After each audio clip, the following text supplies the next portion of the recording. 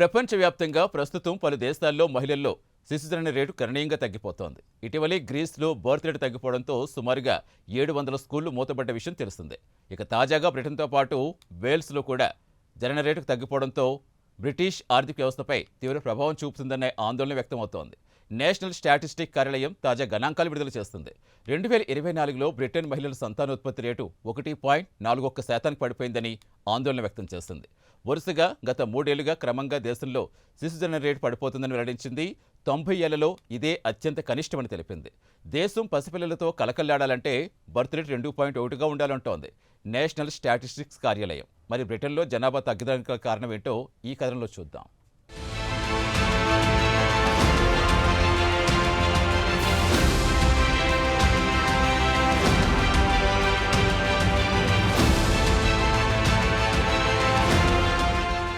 ప్రపంచవ్యాప్తంగా మహిళల్లో birth rate క్రమంగా తగ్గిపోతోంది. యూరోప్ మొత్తం శిశు జననాల రేటు క్రమంగా క్షీణిస్తోంది. తాజాగా గ్రీస్ స్కూళ్లలో చదువుకునేందుకు పిల్లలు లేక 700 స్కూళ్లను మూసుకోవాల్సి వచ్చింది. దీనికి కారణం దేశంలో శిశు జననాల రేటు క్రమంగా క్షీణించడమే. తాజాగా బ్రిటన్లో కూడా ఇదే పరిస్థితి నెలకొంది. ఇక్కడ జాతీయ గణాంకాల కార్యాలయం విడుదల చేసిన తాజా గణాంకాల ప్రకారం చూస్తే బ్రిటన్తో పాటు వేల్స్లో కూడా సంతానోత్పత్తి రేటు గణనీయంగా క్షీణించిందని వెల్లడించింది. వరుసగా 3వ సంవత్సరం ఇక్కడి మహిళలు 1.41 శిశువుకు జన్మనిచ్చారని, దేశంలో జనాభా సమతూకంగా ఉండాలంటే ప్రతి మహిళ 2.1 బిడ్డకు జన్మనివ్వాల్సి ఉంటుంది బ్రిటన్ ప్రభుత్వ అధికారులు చెబుతున్నారు. బ్రిటన్లో గత కొన్ని సంవత్సరాల నుంచి జనాభా గణనీయంగా తగ్గుతోంది. దీంతో రాజకీయంగా, ఆర్థికంగా లేబర్ పార్టీ ప్రభుత్వం ఇబ్బందులకు ఎదుర్కొంటోంది. ఇప్పటికే బ్రిటన్ ఆర్థిక వ్యవస్థ దారుణంగా క్షీణించింది. మరోపక్క దేశంలోకి పెద్ద ఎత్తున వలసలు రావడం కూడా ప్రభుత్వానికి పెద్ద తలనొప్పిగా మారింది.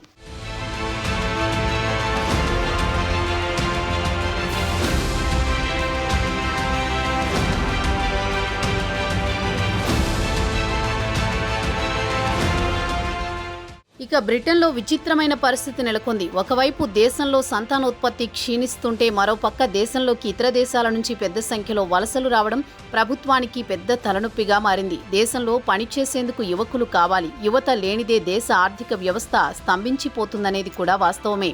కాగా టెస్లా సీఈఓ ఎలన్ మస్క్ కూడా బర్త్ రేట్ డిబేట్లో పాల్గొంటున్నారు. పాశ్చాత్య దేశాల్లో అతి తక్కువ బర్త్ రేట్ అత్యంత ప్రమాదానికి దారితీస్తుందని హెచ్చరించారు.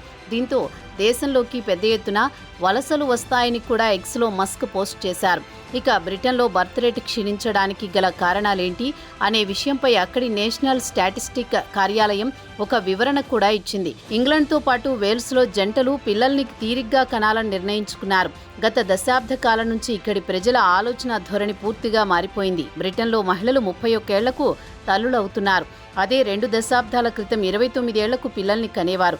ఇక్కడ సరాసరి తండ్రి వయసు 33.9గా తేలింది. అదే 2004లో 32.1 సంవత్సరాలకు తండ్రి అయ్యేవారు.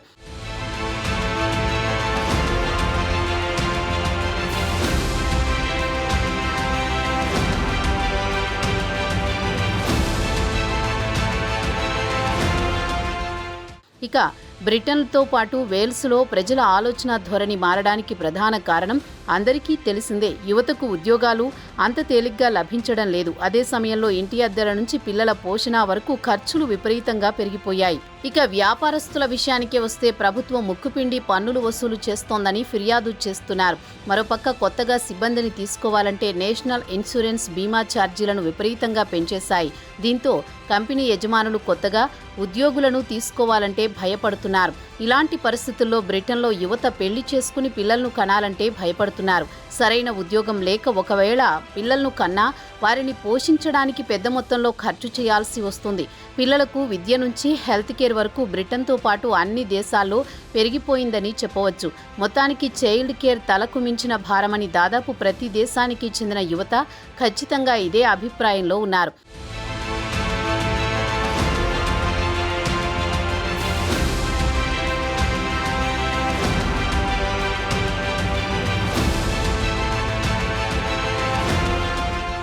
ఇక ఇక ప్రభుత్వ ఆందోళన విషయానికొస్తే దీర్ఘకాలంలో దేశంలో శిశు జననాల సంఖ్య తగ్గిపోయిందంటే దేశ ఆర్థిక వ్యవస్థ కుంటుపడుతుంది. జాబ్ మార్కెట్లో పనిచేసేందుకు యువత ఉండరు. అలాగే దేశంలో గతంలో మాదిరిగా కాకుండా వయసు పైబడ్డవారు దీర్ఘకాలం పాటు బతుకుతున్నారు. ఇది కూడా ప్రభుత్వంపై ఆర్థికపరమైన ఒత్తిళ్లను పెంచుతుంది. ఎందుకంటే భవిష్యత్తులో దేశ జనాభాలో పనిచేసేవారు తగ్గిపోతారు. అదే సమయంలో రిటైర్ అయ్యే వారి సంఖ్య కూడా గణనీయంగా పెరిగిపోతుంది.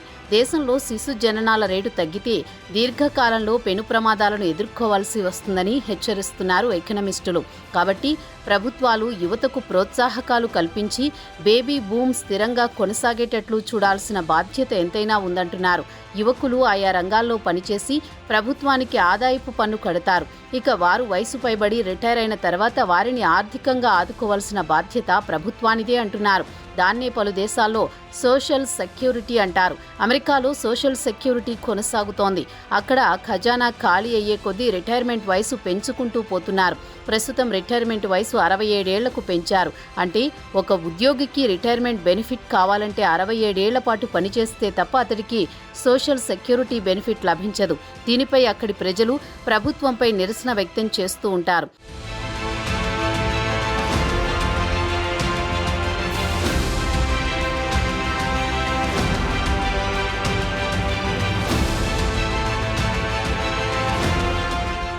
ఇక బ్రిటన్లో బర్త్ రేటు క్రమంగా క్షీణించడంతో కళ్లు తెరవాల్సింది అధికారంలో ఉన్న లేబర్ పార్టీది. ప్రధానమంత్రి కీర్ స్టార్మర్ది. ప్రభుత్వం వెంటనే చర్యలు తీసుకోకపోతే భవిష్యత్తులో తీవ్ర ఇబ్బందులు ఎదుర్కోవాల్సి వస్తుందని బ్రిటన్ ఆర్థికవేత్తలు హెచ్చరిస్తున్నారు. భవిష్యత్తులో దేశంలో పనిచేయడానికి యువత లభించదని హెచ్చరిస్తున్నారు. ప్రస్తుతం దేశంలో పెన్షనర్స్కు వర్కింగ్ ఏజ్ పీపుల్స్ అంటే ఉద్యోగాలు చేసే యువతకు మధ్య వ్యత్యాసం విపరీతంగా పెరిగిపోతోంది. 2020 నాటికి చూస్తే 1000 మంది కార్మికులకు గాను 2080 మంది పెన్షనర్స్ ఉన్నారు. 2070 నాటికి ఈ నిష్పత్తి 1000 మందికి గాను 393కు పెరిగిపోవచ్చునని అంచనా వేస్తున్నారు. ఇది బ్రిటన్లో అతి పెద్ద సమస్యకు దారితీస్తుంది. ఇక బ్రిటన్లో పదవీ విరమణ చేసిన వ్యక్తులు పని చేసినప్పుడు తాము చెల్లించిన డబ్బు నుండి కాకుండా నేషనల్ ఇన్సూరెన్స్కు ప్రస్తుతం పనిచేస్తున్న వారు చెల్లించే సొమ్ము నుంచి రిటైర్ అయిన వారికి పెన్షన్ ఇవ్వడం జరుగుతోంది. ఇది బ్రిటన్లో పెద్ద సమస్యగా మారుతోంది. తాము రిటైర్ అయిన వారికి ఎందుకు డబ్బు ఇవ్వాలని ఉద్యోగులు చేసేవారు అభ్యంతరం వ్యక్తం చేస్తూ ఉంటారు.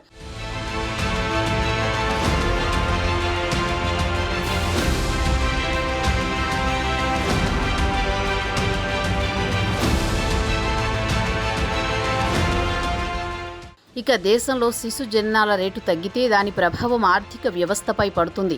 దేశంలో పనిచేసేవారు ఎక్కువగా ఉంటే దేశ ఆర్థిక వ్యవస్థ బలపడుతుంది. అతి తక్కువ జనాభా ఉంటే ఆర్థిక వ్యవస్థ కూడా అతి తక్కువగా ఉంటుందని ప్రత్యేకంగా చెప్పాల్సిన అవసరం లేదు. దీనికి ఉదాహరణగా చెప్పుకోవాలంటే చైనాతో పాటు ఇండియాలో 2 అత్యధికంగా జనాభా కలిగిన దేశాలు. ప్రస్తుతం 2 దేశాలు ఆర్థికంగా బలపడ్డ దేశాలు. దేశంలో పనిచేసే యువత ఉన్నందుకు ఈ 2 దేశాలు ఆర్థికంగా బలంగా ఉన్నాయని ఉదాహరణగా చెబుతున్నారు ఆర్థికవేత్తలు.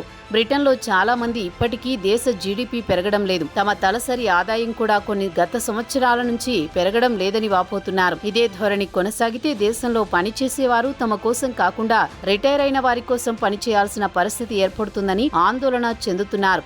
తమ జీవితంలో పెద్ద ఎత్తున పన్ను విధించి ఆ డబ్బు రిటైర్ అయిన వారికి ఇవ్వడం జరుగుతోంది. దీనిపై బ్రిటన్లో పనిచేసేవారు తీవ్ర అసంతృప్తి వ్యక్తం చేస్తున్నారు. ప్రస్తుతం సంతానోత్పత్తి రేటు 1.41 అతి తక్కువ రేటుగా చెబుతున్నారు. అయితే సంతానోత్పత్తి రేటు విషయానికొస్తే ఫ్రాన్స్లో 1.64, అమెరికా 1.62గా ఉంటే అత్యధికంగా పేద దేశాలు అగ్రస్థానంలో ఉన్నాయి. ఆఫ్ఘనిస్తాన్ను తీసుకుంటే అక్కడ ప్రతి మహిళ 4.66 మంది పిల్లల్ని కంటే చాద్లో 5.94 మంది శిశువులకు అక్కడి తల్లులు జన్మనిస్తున్నారు.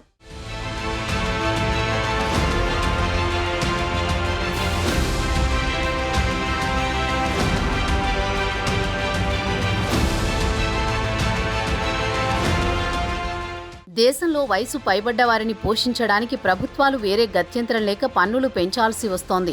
లేదంటే పెద్ద మొత్తంలో రుణాలు తీసుకురావాలి.